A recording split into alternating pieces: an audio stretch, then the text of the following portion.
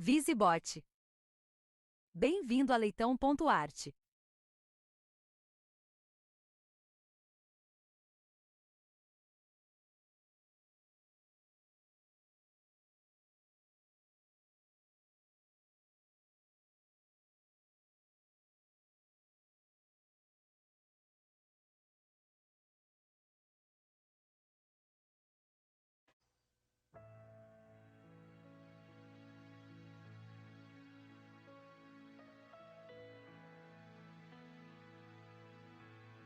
Cosmos.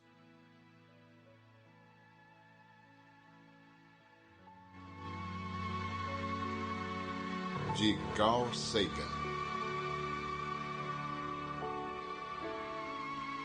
Uma viagem pessoal.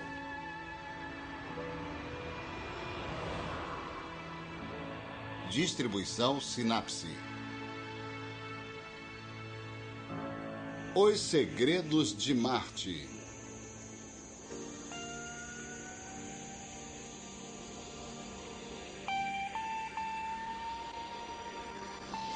Marcianos. Por que tantas especulações e fantasias sobre marcianos e não sobre saturnianos, digamos, ou plutonianos?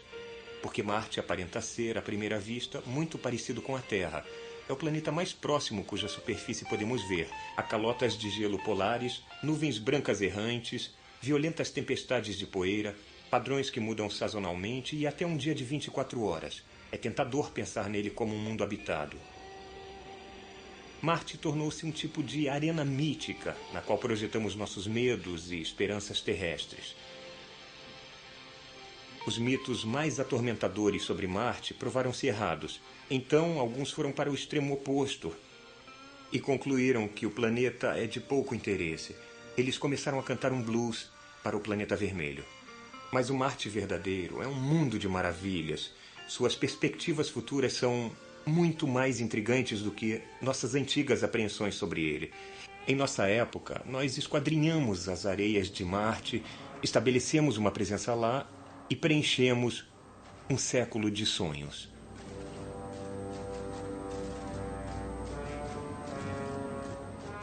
O sonho mais surpreendente sobre Marte foi o de H.G. Wells, que em 1897 escreveu A Guerra dos Mundos. Oséias_Leitão. Ninguém iria acreditar, nos últimos dias do século XIX, que este mundo estava sendo observado intensamente e bem de perto por inteligências maiores do que a do homem e ainda mais mortais do que a sua.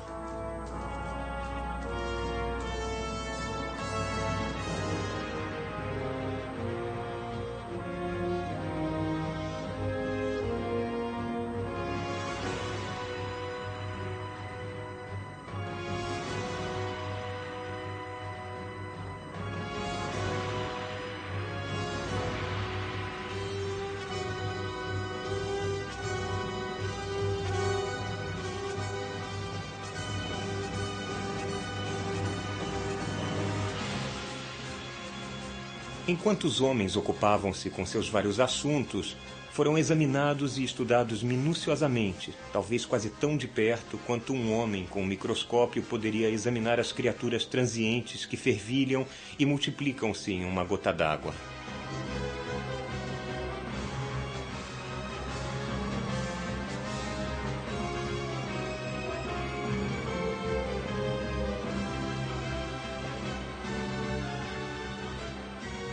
Com infinita complacência, os homens iam de um lado para o outro deste globo, cuidando de seus pequenos assuntos, serenos em suas convicções de seu império sobre a matéria. É possível que as criaturas unicelulares sob o microscópio façam o mesmo.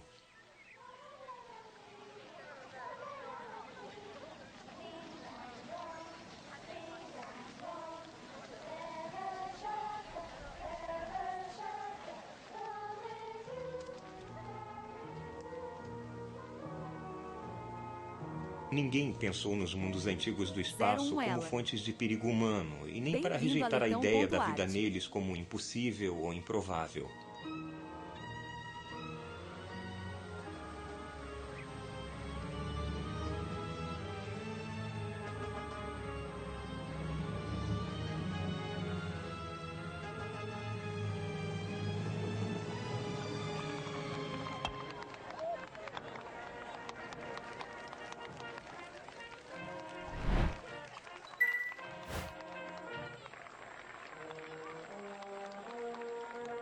curioso lembrar alguns dos hábitos mentais daqueles dias idos. No máximo, os homens da Terra imaginavam haver outros homens em Marte, talvez inferiores a eles e prontos para dar as boas-vindas a um empreendimento missionário. Porém, através do Golfo do Espaço, intelectos vastos, serenos e antipáticos olhavam esta terra com olhos invejosos e lenta e seguramente faziam planos contra nós.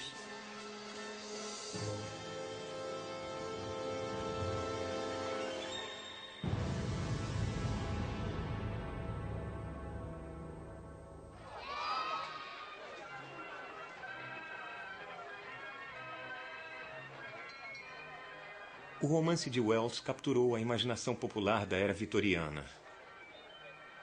Era uma época em que o automóvel era uma novidade, em que o ritmo da vida era largamente ditado pela velocidade do cavalo.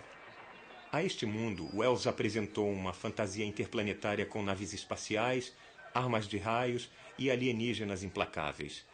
Isto era original e uma possibilidade inquietante. Os marcianos de H.G. Wells não eram meramente variações menores dos seres humanos. Em vez disso, eram um produto evolutivo de um meio ambiente totalmente alienígena.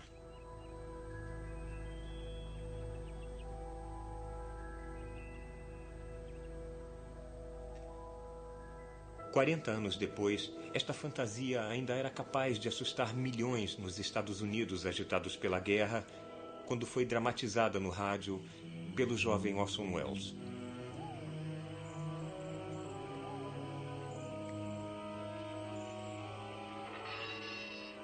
Alguns anos antes de A Guerra dos Mundos ser publicado, uma outra visão muito diferente dos marcianos estava formando-se na mente de um rico morador de Boston chamado Percival Lowell.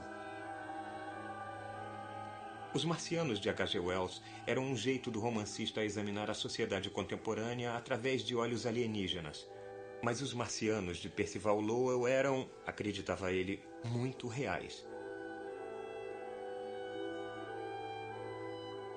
Foi aqui que as alegações mais elaboradas de apoio à vida em Marte foram desenvolvidas.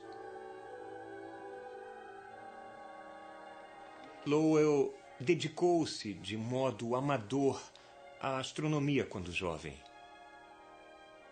Ele saiu de Harvard,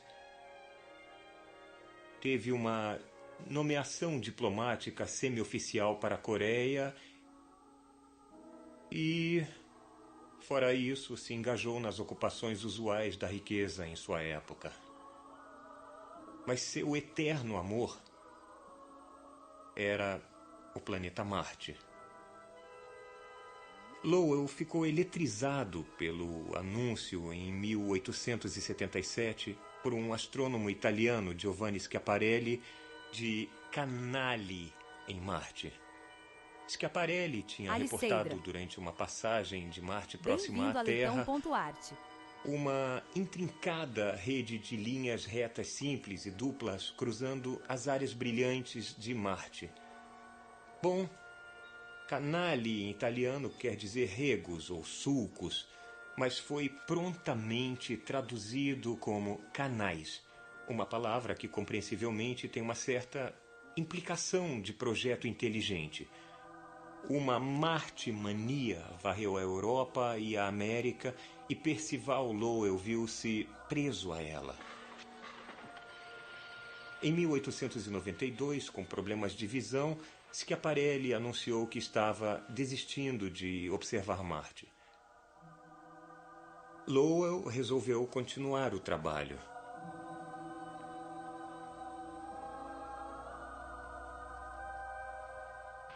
Ele queria um local de observação de primeira ordem, não atrapalhado por nuvens ou luzes de cidades e marcado por boa visão.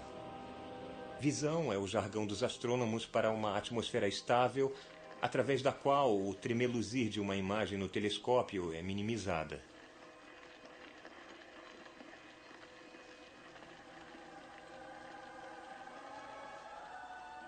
Lowell construiu seu observatório bem longe de casa, em Mars Hill, aqui em Flagstaff, no Arizona.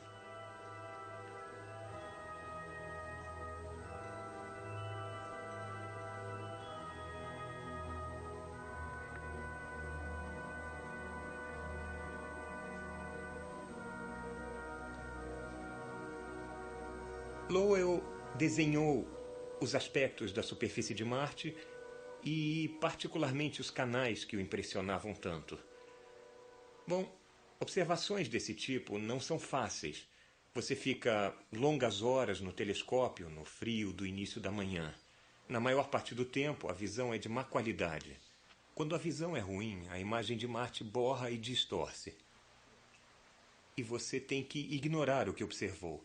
Mas, ocasionalmente, a imagem firma e os aspectos do planeta brilham maravilhosamente para você. Você deve, então, lembrar do que viu e passar com precisão para o papel. Você tem que deixar os preconceitos de lado e, com a mente aberta, anotar as maravilhas que Marte guarda para nós. Este é o caderno de anotações de Percival Lowell. Aqui está o que ele pensou ter visto. Áreas brilhantes e sombrias, um sinal de calota polar e canais. Muitos e muitos canais.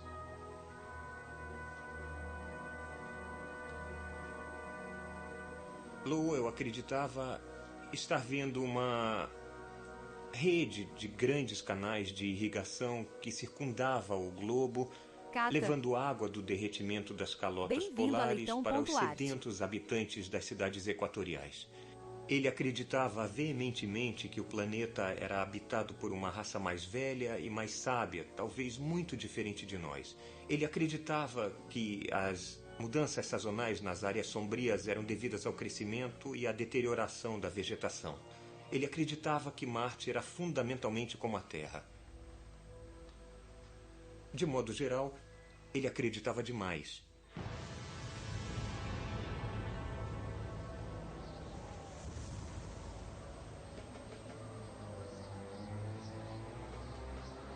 Os marcianos de Lowell eram uma raça moribunda.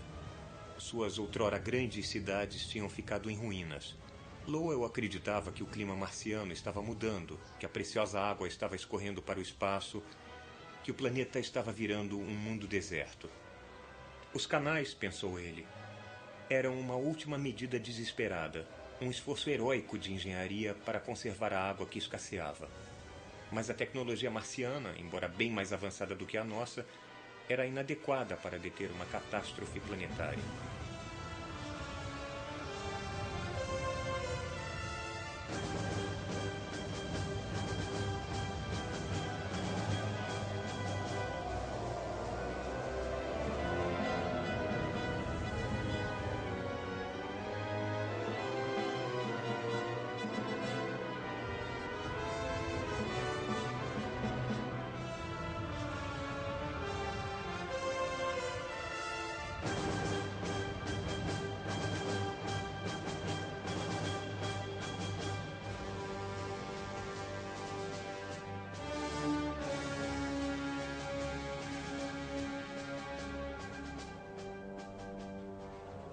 O desafio contemporâneo mais sério às ideias de Lowell veio de uma fonte improvável.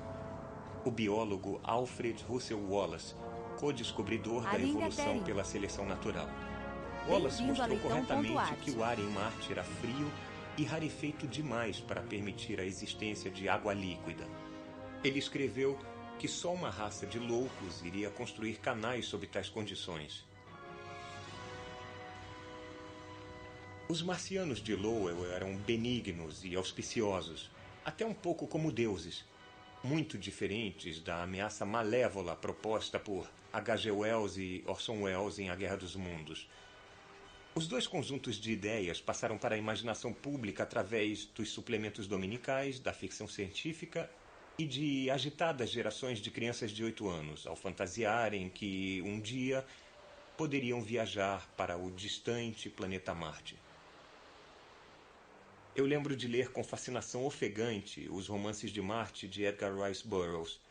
Eu viajei com John Carter, um cavalheiro aventureiro da Virgínia, até Barsoom, como Marte era conhecido por seus habitantes. vagando entre bestas de carga chamadas Tots, ganhando a mão da belíssima Deja Torres, princesa de Helium, e ajudando um lutador verde de 3 metros de altura chamado Tars Tarkus, enquanto as luas de Marte deslocavam-se acima em uma noite de verão em Barsoom.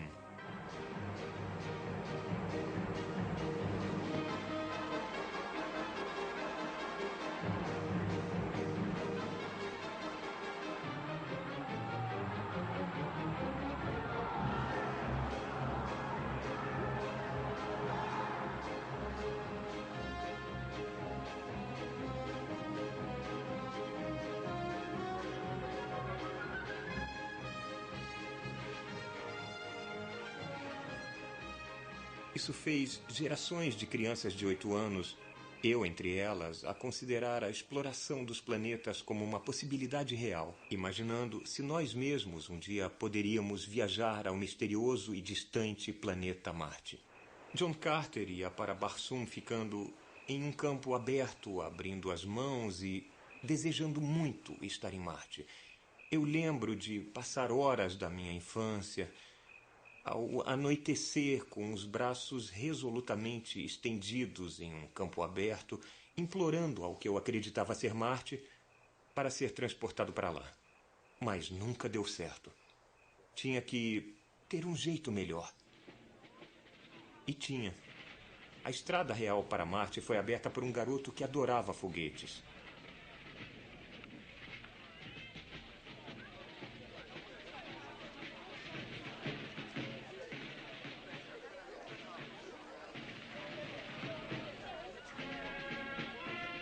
As comemorações de 4 de julho na Nova Inglaterra são iguais hoje ao que eram nos anos 1890.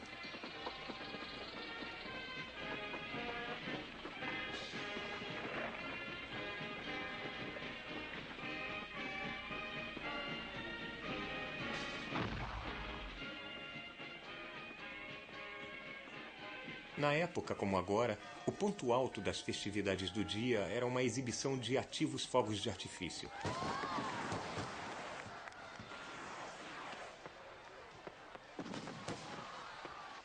Essa era a parte de que Robert Goddard mais gostava. Na época, aos 16 anos, estava lançando seus próprios foguetes. Ele escreveu em seu diário: 4 de julho de 1898. Pra você. Obrigado. Soltei canhões e bombinhas o dia Leve todo. pro Robert. À noite disparei 5 foguetes. Vai soltar agora? Vou.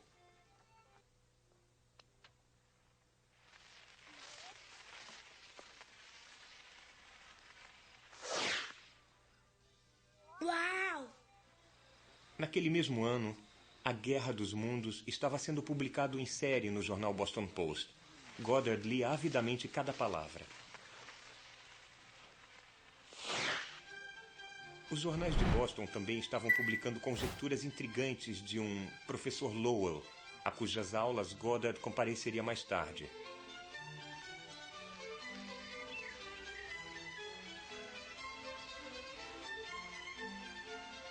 As imagens de Marte descritas por Wells e Lowell seduziram o jovem Goddard.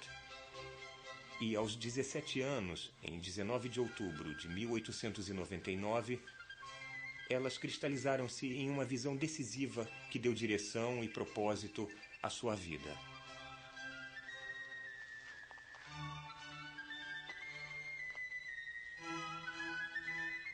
Dos galhos altos de uma velha cerejeira na fazenda de sua família, Goddard viu um jeito de fazer mais do que especular sobre Marte.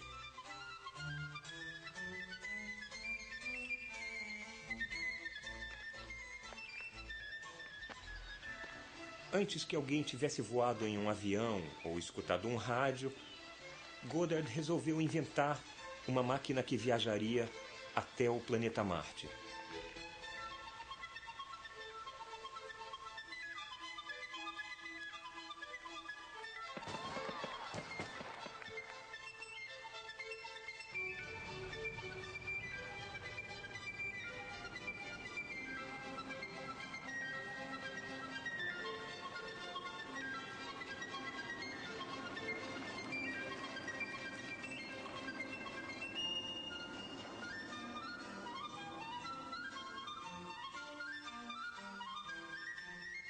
Durante o resto de sua vida, ele iria comemorar aquele dia de outubro como seu dia de aniversário, o nascimento do seu grande sonho.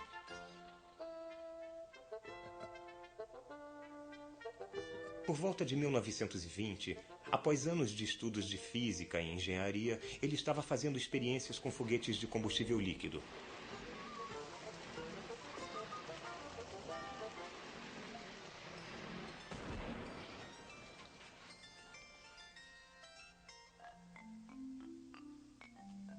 Para construir um foguete capaz de atingir grandes altitudes, Goddard tinha que criar os princípios de uma tecnologia totalmente nova. Ele inventou os componentes básicos que propelem, estabilizam e guiam o foguete moderno.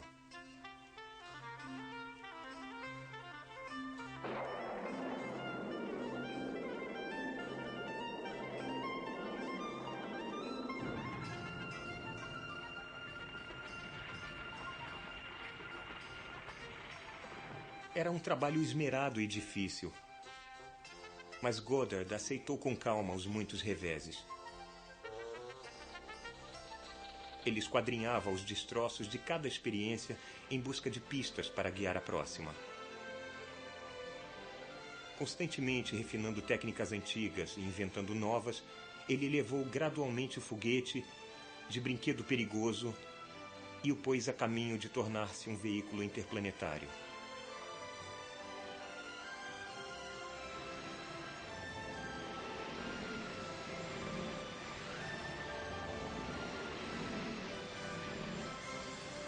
Goddard morreu em 1945, antes que qualquer foguete tivesse deixado o planeta Terra.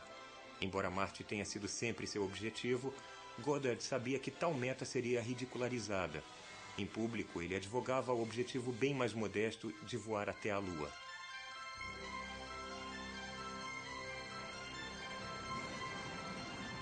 Esses sonhos de menino de viagens à Lua e a Marte, compartilhados por Goddard e seu contemporâneo, um cientista russo chamado Konstantin Tsiolkovsky, foram realizados apenas algumas décadas depois de suas mortes.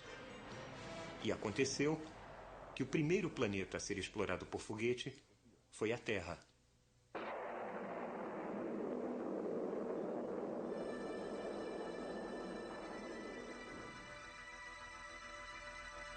Agora, se imagine como um visitante de um outro planeta bem alienígena. Você aborda a Terra sem preconceitos. O planeta é habitado? Em que ponto você pode decidir? Quando olhamos para o planeta Terra, não há sinais de vida. Temos que examiná-lo com mais atenção. Se há seres inteligentes, talvez eles criem estruturas de engenharia que podem ser vistas a uma resolução de poucos quilômetros. Mesmo assim, nesse nível de detalhe, até o vale de um grande rio parece totalmente sem vida. Não há sinal de vida, inteligente ou não, em Washington capital, nem em Moscou, nem em Tóquio ou em Pequim. Se há seres inteligentes na Terra, eles não modificaram muito a paisagem em padrões geométricos regulares a uma resolução de 1 quilômetro. Mas quando aumentamos 10 vezes a resolução, quando começamos a ver detalhes tão pequenos quanto 100 metros de ponta a ponta, o tamanho de um campo de futebol, a situação muda.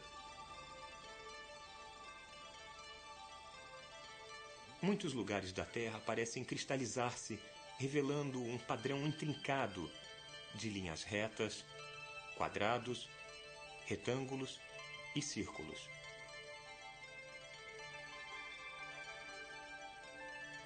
Estradas, canais, padrões de irrigação circular, tudo sugerindo vida inteligente com uma paixão pela geometria euclidiana e pela territorialidade. Nesta escala, a vida inteligente pode ser discernida em Boston, Washington e Nova York.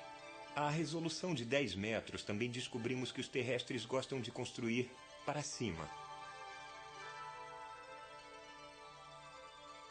Ao crepúsculo ou à noite, outras coisas são visíveis. Fogos de poços de petróleo no Golfo Pérsico ou as luzes brilhantes de grandes cidades.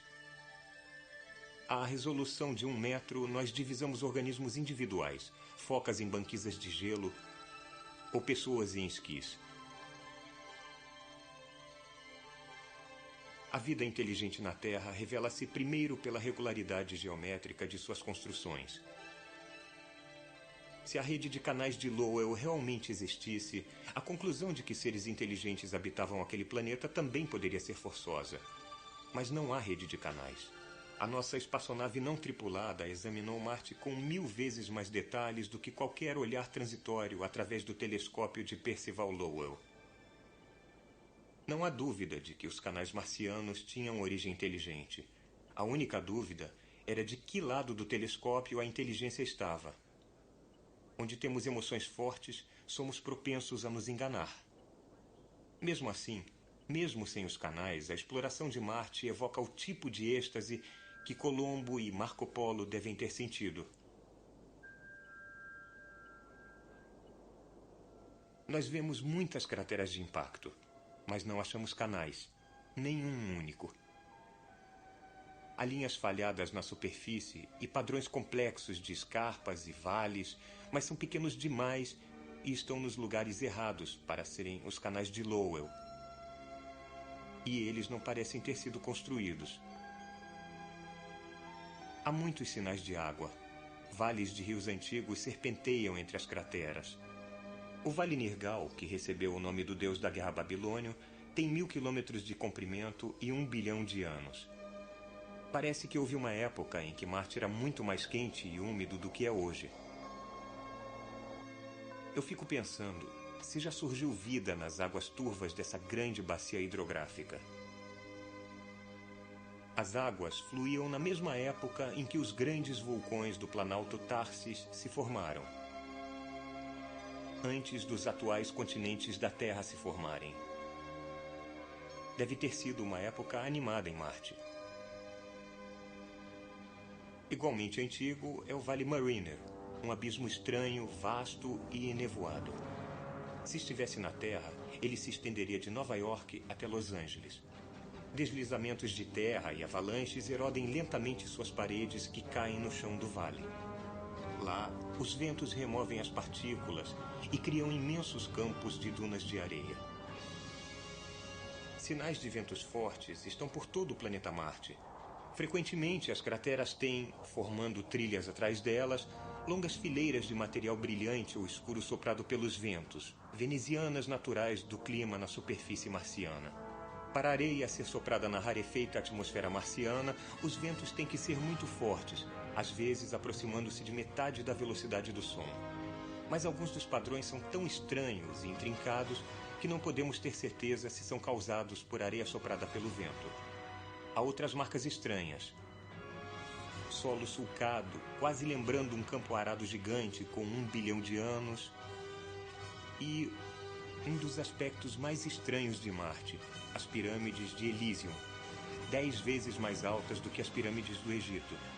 Talvez sejam apenas montanhas esculpidas pelos ventos ferozes, mas talvez sejam outras coisas.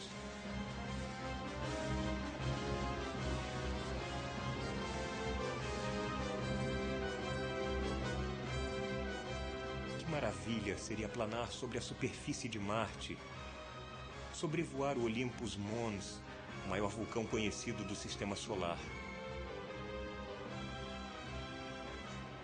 A área de superfície de Marte é exatamente tão grande quanto a área terrestre do nosso planeta.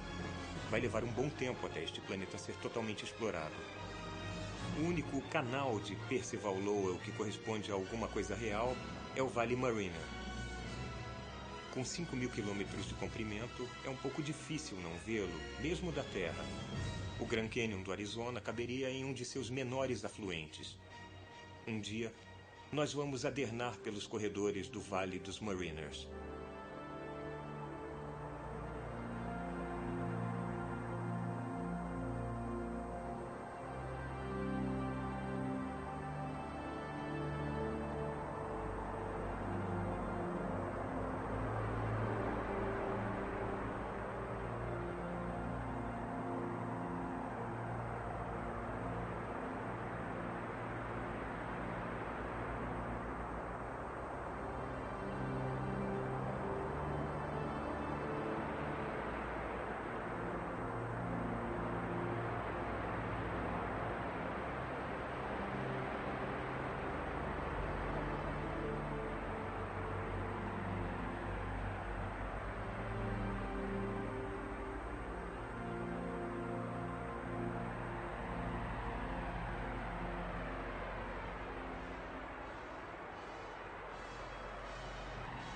Deslizar pelas dunas de areia de Marte é ainda apenas um sonho.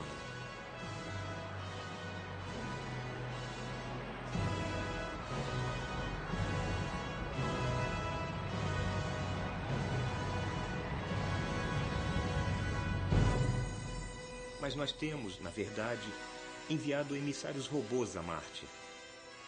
Seus nomes são Viking 1 e Viking 2. O problema era onde pousá-los. Nós sabemos que os vulcões de Tharsis eram altos demais. A rarefeita atmosfera marciana poderia não suportar a descida do nosso paraquedas. O grande Vale Mariner também era áspero e imprevisível. As calotas polares eram frias demais para a usina nuclear do módulo de pouso mantê-lo aquecido. Havia lugares fascinantes que eram altos demais, ou com ventos demais, ou duros demais, ou macios demais, ou ásperos demais, ou frios demais. Nós nos preocupamos com a segurança de cada local de pouso. Talvez tenhamos sido cautelosos demais. Finalmente selecionamos 2 lugares. Um, otimistamente chamado Utopia, para a Viking 2. E outro, distante 8.000 quilômetros, não longe da confluência de 4 grandes canais, um local de pouso para a Viking 1, chamado Crise, palavra grega que quer dizer terra do ouro.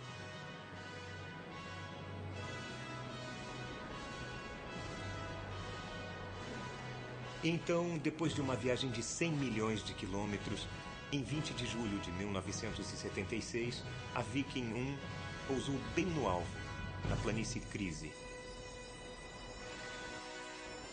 Faz menos de 80 anos que Robert Goddard teve sua epifania em uma cerejeira em Massachusetts.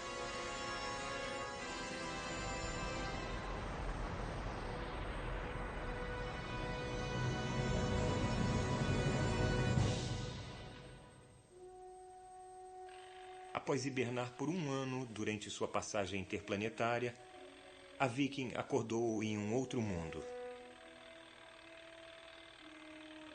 A primeira coisa que ela fez foi ligar para casa, informando a chegada segura. Ela começou a levantar-se de acordo com as instruções memorizadas meses antes. Primeiro, esticou um dedo para testar os ventos marcianos. Depois, flexionando o braço, lançou uma luva protetora. A seguir, a Viking preparou-se para farejar o ar e testar o solo. Finalmente, abriu os olhos para ver seu novo meio ambiente.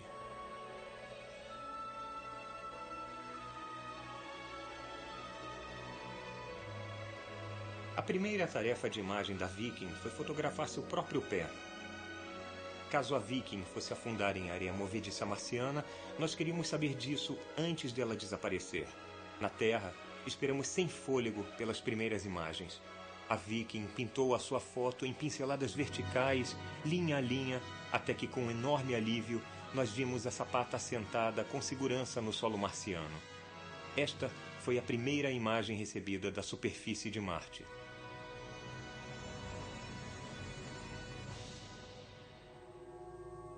As câmeras em cada módulo de pouso da Viking revelaram um tipo de rocha desértica. Além do próprio módulo de pouso, nós vimos pela primeira vez a paisagem do planeta vermelho. Ele não parecia um mundo alienígena. Havia rochas, dunas de areia e colinas suavemente onduladas, tão naturais e familiares quanto qualquer paisagem da Terra. Para sempre, depois disso, Marte seria um lugar.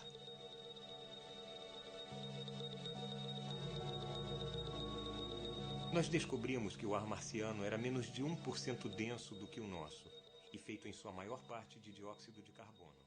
Havia quantidades menores de